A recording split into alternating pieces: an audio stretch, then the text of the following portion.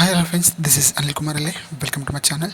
Friends, ఈరోజు ఈ వీడియోలో వచ్చేసి ఇందిరమ్మ ఇళ్ళ గురించి మనము డిస్కస్ చేద్దాము.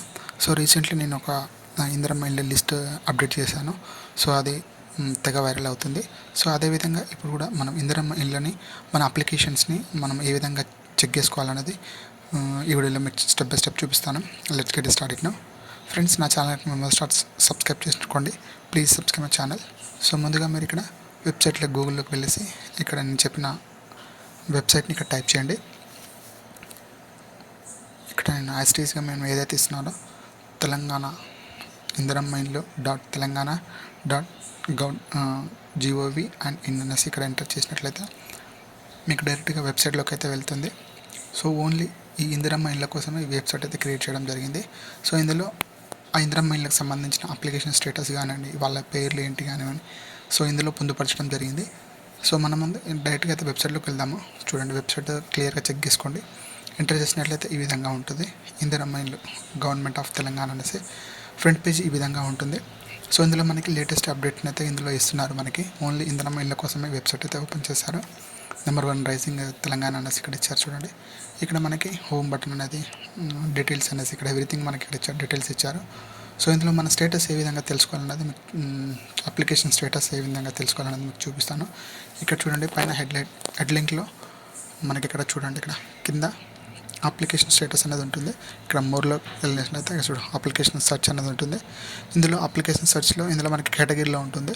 సో మొబైల్ నెంబర్తో సెర్చ్ చేయొచ్చు, ఆధార్ నెంబర్తో సెర్చ్ చేయొచ్చు, లేదంటే రేషన్ కార్డ్ నెంబర్తో సెర్చ్ చేయొచ్చు. సో ఇలా మనకి 4 ఆప్షన్స్ అయితే ఇక్కడ మనకి అవైలబిలిటీ ఉన్నాయి. రిజిస్ట్రేషన్ మొబైల్ నెంబర్, సో లేదంటే ఆధార్ నెంబర్ తోటి, లేదంటే అప్లికేషన్ నెంబర్ తోటి, అదేవిధంగా మీకు రేషన్ కార్డ్ నెంబర్ తోటి కూడా ఎంటర్ చేసుకోవచ్చు. ఇలా మన స్టేటస్ ఏందో తెలుసుకుందామని ఒకటి సింపుల్ చూపిస్తాను. ఇక్కడ మొబైల్ నెంబర్ ఎంటర్ చేస్తాను నాది. ఇక్కడ మ్యాక్సిమం అయితే అందరికైతే ఫోటోల్లో ఇంటిల్లి తిరిగి సర్వే అయితే చేస్తున్నారు. ఎందుకంటే అది జెన్యూనిటీగా మనము ఇన్లాగా ఇవ్వాలనేసి. ఇక్కడ చూడండి, నేను మొబైల్ నెంబర్ టైప్ చేశాను. ఇక్కడ స్టేటస్ అయితే వచ్చేసింది. నేనైతే డీటెయిల్స్ అయితే హైడ్ చేస్తాను. అప్లికేషన్ నెంబర్ వచ్చింది. సో అదేవిధంగా సర్వే నెంబర్ వచ్చింది, డిజిట్ నెంబరు. సో అదేవిధంగా ఏ సర్వేలో ఏ వార్డులో ఉంటారో ఆధార్ నెంబరు. సో ఇక్కడ సర్వే చేసిన వారి నేమ్ ఉంటుంది, ఇక్కడ అప్లికేషన్ నేమ్ ఉంటుంది, అండ్ మొబైల్ నెంబరు ఏ మండల్ సంబంధించింది, అండ్ మొబైల్ నెంబర్ ఏముంది, అండ్ ఆధార్ నెంబర్ ఏది ఉంది. సో ఇలా మనకి ఫుల్ డీటెయిల్స్గా మనకైతే ఈ వెబ్సైట్లో పొందుపరచడం జరిగింది.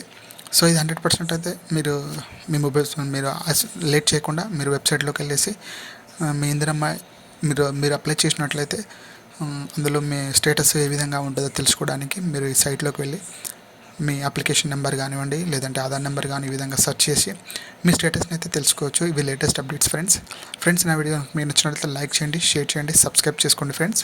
సో ఇంకో వెబ్సైట్ మనం ఇంతకుముందు ప్రీవియస్లో చేసిన విధంగానే మనము ఎలిజిబిలిటీ లిస్ట్లో మనము డిస్ట్రిక్ట్ వైజ్గా, మనము విలేజ్ వైజ్గా తీసుకున్నాం కదా, మండల్, డిస్టిక్ అండ్ విలేజ్, గ్రామం, అవన్నీ డీటెయిల్స్ మనం ఇక్కడ రైట్ సైడ్లో ఎలిజిబిలిటీ లిస్ట్ అనేది కదా, ఈ లిస్ట్ను మనం చూడండి ఈ వెబ్సైట్ మనం చెక్ చేసుకోండి.